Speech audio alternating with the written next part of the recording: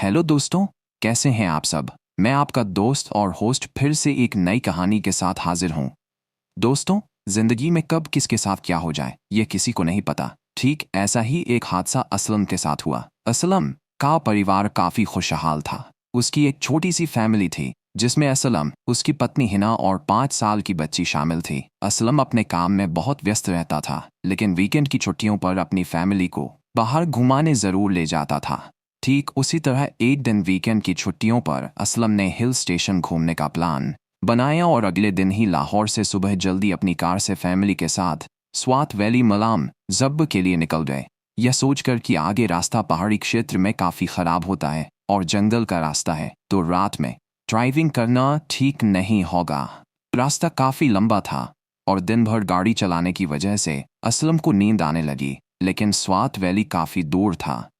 Aslam highway पर जंगल और पहाड़ों के बीच में गाड़ी चला रहा था और मन ही मन यह सोच रहा था कि कब कोई उसे होटल मिले और वह जाकर रात भर चैन की नींद सो सके। यह सोचते सोचते रात के 12 बज गए। रोड एकदम सुनसान और बादल में बिजली चमक रही थी। तभी थोड़ी और दूर आगे जाकर असलम को एक रोशनी दिखी। असलम जब रोशनी तक पहुंचा तो उसने देखा कि वहां एक गेस्ट हाउस था। असलम ने चैन की सांस ली और सोचा कि चलो कम से कम आराम करने के लिए उसे गेस्ट हाउस तो मिला। तभी असलम की पत्नी गाड़ी से उतरती है और वह काफी हैरान दिखती है। असलम पूछता है, हिना क्या हुआ, तुम इतनी परेशान क्यों। हिना बोलती है, मुझे यहाँ कुछ अच्छा नहीं लग रहा है, क्योंकि इस बीहड़ जंगल में यह गेस्ट हाउस जो एकदम खाली पड़ा है, न यहाँ कोई बंदा और न ही कोई परिंदा, मानो ऐसा कि जैसे हम पर कोई नजर रखे हुए है।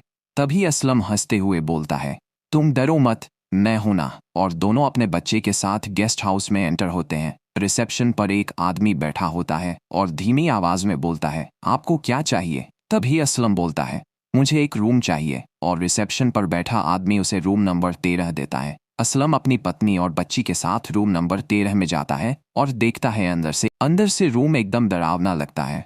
हिना बोलती है, असलम क्यों ना हम आगे जाकर कोई और गेस्ट हाउस सर्च कर लें। हिना की इतना बोलते ही लाइट अपने आप ऑन ऑफ होने लगती है और एक भयानक आवाज आती है। असलम गेस्ट हाउस के स्टाफ से पूछता है, ये आवाज कैसी। स्टाफ के लोग कुछ अलग तरह का व्यवहार करते हैं और बोलते हैं, आप अपने रूम में जाएं, ये आवाज जंगल के जानवरों की है। असलम अपने बच्चे और पत्नी के साथ रूम में जाता है और डिनर करके रेस्ट करने के लिए बेड पर लेट जाते हैं।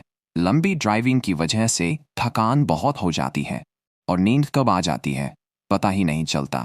आधी रात होने के बाद हिना की अचानक आंख खुलती है और वह देखती है कि उसकी बच्ची बेड पर नहीं होती। वह घबराकर असलम को उठाती है और सारी बात बताती है। रूम से जैसे ही बाहर आते हैं, सामने का नज़ारा देखकर उनकी चीख निकल जाती है। वे देखते हैं वहाँ के सभी स्टाफ की शक्ल पर बड़े बड़े घाव होते हैं और उन घावों से खून टपक रहा होता है और उनके नाखून बड़े बड़े होते हैं और सब बहुत ही डरावनी आवाज में हंस रहे होते हैं। तभी हिना की नज़र अपनी बच्ची पर पड़ती है और चिल्लाती है, ये क्या कर रहे हो तुम सब। तभी वे सारे हिना की ओर घूमते हैं और बोलते हैं, आज बहुत दिनों बाद हम सब इंसानी गोश्त खाएंगे। ये बात सुनकर असलम और हिना समझ जाते हैं कि ये लोग इंसान नहीं बल्कि नरभक्षी शैतान है। असलम किसी तरह अपनी बच्ची और पत्नी को लेकर जंगल की ओर भागता है और नरभक्षी शैतान उनके पीछे पड़ जाते हैं। बारिश और घना अंधेरा होने की वजह से असलम और उसकी पत्नी जंगल में डरते हुए आगे बढ़ते हैं और कुछ दूर चलने के बाद उन्हें एहसास होता है कि उनकी बच्ची उनके साथ नहीं होती। ये देखते ही उनकी रूह कांप जाती है, क्योंकि वापस वे जा नहीं सकते थे और जंगल में जंगली जानवर होने की वजह से डर था कि कहीं उनकी बच्ची उनका शिकार ना हो जाए। लेकिन हिना बोलती है, हम अपनी बच्ची के बिना नहीं रह सकते, हमें उसे ढूंढना ही होगा।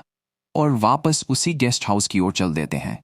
उन्हें पता था वहां जाने का मतलब मौत है, लेकिन हिम्मत करके वे वहां जाते हैं। वहां का नज़ारा देखकर उन्हें अपनी आंखों पर यकीन नहीं होता, क्योंकि वहां न तो कोई गेस्ट हाउस होता है और न ही कोई लाइट, बस उनकी वहां गाड़ी ही खड़ी होती है। यह देखकर वे बहुत डरते भी हैं और सोच में पड़ जाते हैं।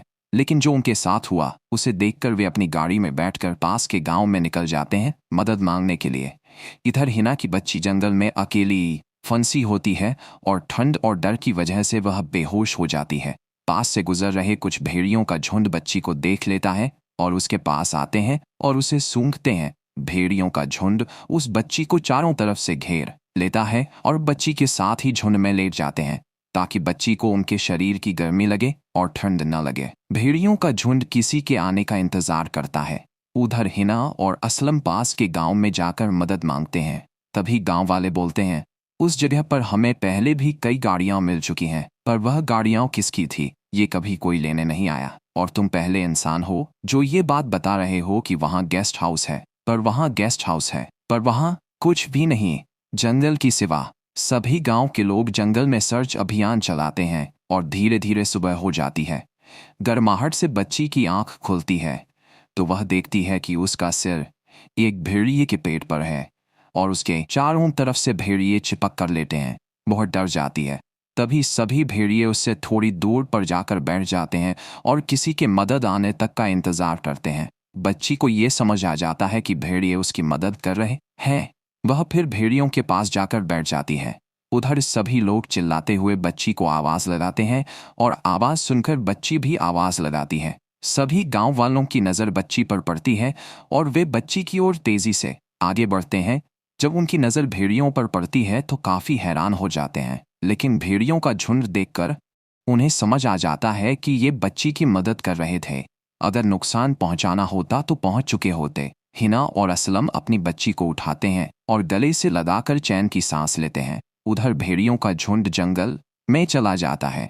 असलम और हिना गांव के पास ही एक रात रुकने का फैसला करते हैं और पास के होटल में रूम बुक करते हैं। जब अगले दिन वे सुबह उठते हैं और खिड़की से बाहर बर्फ से लदी पहाड़ियों को देखते हैं तो उन्हें अपनी आंखों पर यकीन नहीं होता। बाहर उन्हीं भेड़ियों का झुंड खड़ा होता है। यह देखकर हिना और असलम अपनी बच्ची के साथ भेड़ियों के नज़दीक जाते हैं और बच्ची को देखकर भेड़िए भागते हुए उसके पास आते हैं और बच्ची के पास बैठ जाते हैं और खेलने लगते हैं। कुछ देर बाद भेड़िए बच्ची के सामने बैठ जाते हैं, मानो वे इशारा कर रहे हों जाने का, और फिर वे जंगल की ओर चले जाते हैं। असलम और हिना समझ जाते हैं कि वे उनकी बच्ची से मिलने ही आए थे। इस तरह असलम और हिना के लिए एक यादगार पल बन गया, जिसमें उनके मुसीबत में होने पर कैसे भेड़ियों ने उनकी बच्ची को सुरक्षित रखा। दोस्तों, ये कहानी हमें सिखाती है कि दुनिया में कभी भी कुछ भी हो सकता है, चाहे कोई इंसान हो या जानवर। मदद की भावना किसी के भी दिल में हो सकती है। आज की कहानी यहीं ख़त्म होती है। अगर आपको ये कहानी पसंद आई हो तो हमारे चैनल को सब्सक्राइब करें और कमेंट में बताएं कि आपको किस तरह की और कहानियाँ सुननी पसंद हैं। अपने दोस्तों और फैमिली के साथ भी शेयर करें। कहानी से संबंधित कोई भी विचार या सुझाव आप हमें बायो में दिए गए ईमेल आईडी पर संपर्क या शेयर ज़रूर करें। धन्यवाद।